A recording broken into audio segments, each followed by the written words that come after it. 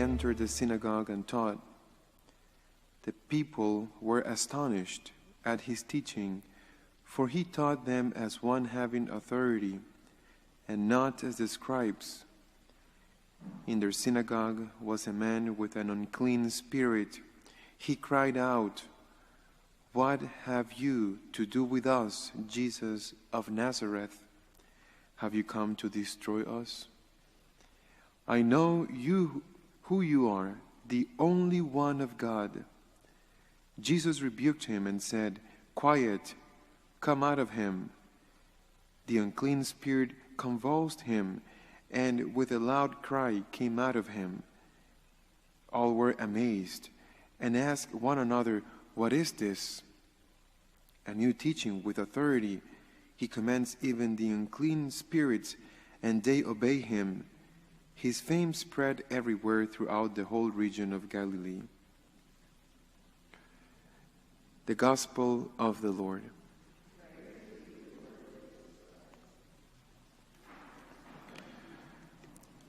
Why does Jesus have authority? Is it because he knows a lot, because he is a good teacher, a good master, because he have read a lot, because he studied? The authority that he has comes from being the only begotten Son of God.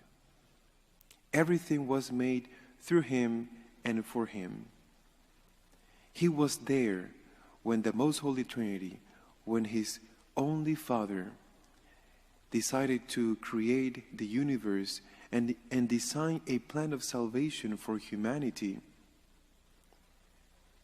So he comes with authority, and he knows very well what he is teaching because he comes from God, because he is the creator of the universe, because he knows the will of his Father, because he knows his Father. This is the source of his authority, his very identity. He's the Son of God. He knows what he is teaching because he comes from the Father. He knows the Father. And that's why his authority is new for all that people who was listening to him. He has authority because he's the Lord over all creation. Notice what we heard in the psalm. You have given your Son rule over the works of your hands. And everything has been subjected to him. That's why he has authority. Not only because he is the creator of the universe and the Son of God, the eternal Son of God, but also because he was crowned with glory and honor because of his death, because he suffered death. He was raised from the dead. He has ascended into heaven, and he has been given power over all creation because of his obedience as a human being. So he's not only Lord over all creation because he's the Son of God, the eternal Son of God, but also because as a man, as the Son of God made man, he has been given rule over all creation because of his obedience to God his Father. That's why he has authority. That's why he has authority. And he shows that authority, for example, as he has power over unclean spirits. So we see how his authority is shown to us. Through his teachings, he knows everything about our salvation, about the Father, because he is the only begotten Son of God. That's why he has authority when he teaches, when he speaks. But also he shows his authority by driving out demons. Just by saying a word. Notice, quiet, come out of him. Quiet. Now, here is the thing. Notice this, that he has shared with us his authority. Here's the thing. He has given us of his authority to speak on behalf of God.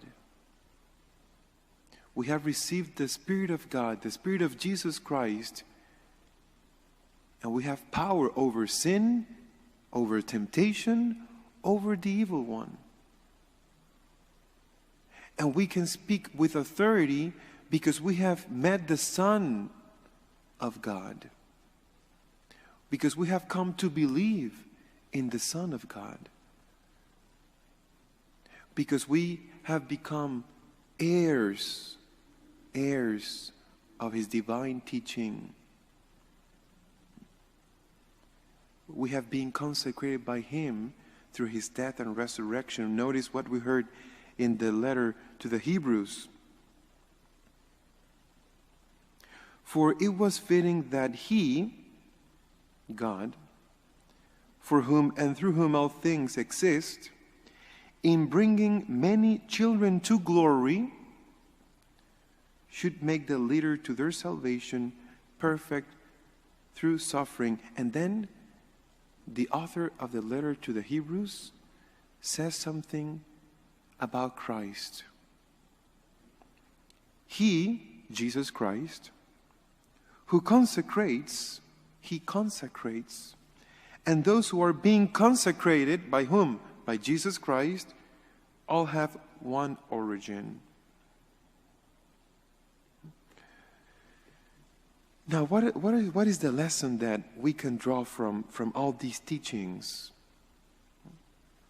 As I told you, Christ's authority comes from his very identity, from his very self, not only because he is consistent with what he teaches, but because his authority comes from his very identity.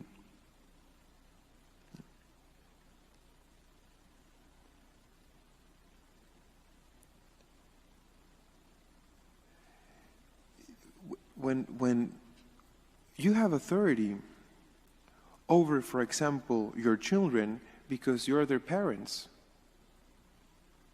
and that comes from your very identity as a parent. Of course, that authority may grow as you're consistent with your teachings. But just by being the parent of your kids, you have authority over them. You have the right to raise them, to educate them, to correct them.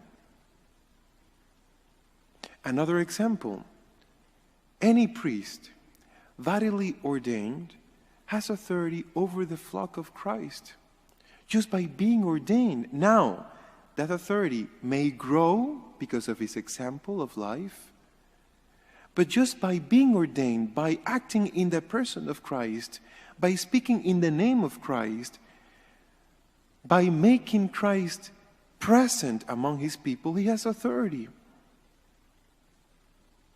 An authority given by Christ to shepherd his people. It is not an authority given by man, but by God. That's why, just as you can reprimand, or you can correct your children, your pastors, priests, the shepherds of Christ can correct you. Because they have authority, the authority given by Christ. Now, that authority can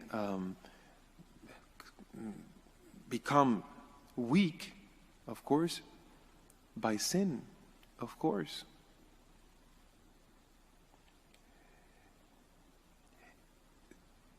Now, as I told you, you have authority over one important thing, which is the most important thing.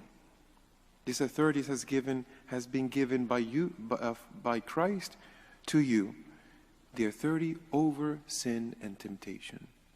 You have the Spirit of Christ. We have the Spirit of Christ. Do not be afraid to rebuke temptation. to step on the evil one. Because Christ has come to set us free so that we may be children of God and not slaves anymore. He has come to make us sharers of His divinity, of His authority over all creation. Don't be afraid to face the evil one so you may grow in true freedom. Let us pray in silence. Let us ask the Lord, Lord, help me preach with your authority, because I have met you. I know your teachings. I know your saving teachings. Give me authority to be a true prophet. And then give me your authority to rebuke demons, to have rule over my instincts, my passions, my sins. Because you have consecrated me through your death, through your suffering. Crown me with your honor and glory through your Spirit. Let us give thanks. Let us pray in silence.